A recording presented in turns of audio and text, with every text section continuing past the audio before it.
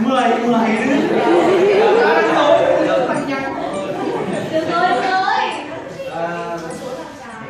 có một số bạn nữ ở dưới có may vẻ do vội quá nhưng mà cơ bản ở đây là hành lý của các bạn nam trong lớp với sự giúp đỡ các thầy cô tập và tổ chức cho các bạn nữ một ngày đáng nhớ trong năm học 12. Nên là thay cho lời chúc thì bây giờ các bạn nam cho các bạn những tràng tay.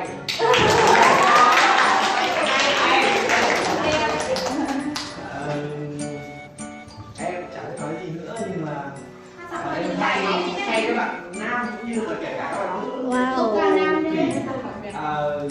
Chúng cô luôn tươi trẻ, luôn năng động, luôn vui vẻ và thành công hơn trong việc tìm bắt chúng em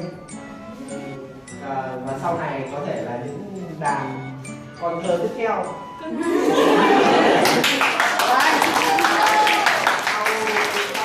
Là em chúc các bạn nữ của lớp cũng như là các cô giáo sinh em xin được thầy không chúc thầy em chúc cô với các bạn là luôn luôn là vui, học giỏi, sắp tới sẽ đạt kết quả mong muốn trong kỳ thi trung học phổ thông quốc gia cũng như là vào được trường đại học mình mong muốn. Có một số bạn muốn đi du học thì chúc các bạn sẽ thành công trên lựa chọn của mình. Em chẳng nói gì hơn kết bằng câu chúc toàn bộ phái nữ lớp mình có một ngày 20 tháng 10 vui vẻ và ý nghĩa.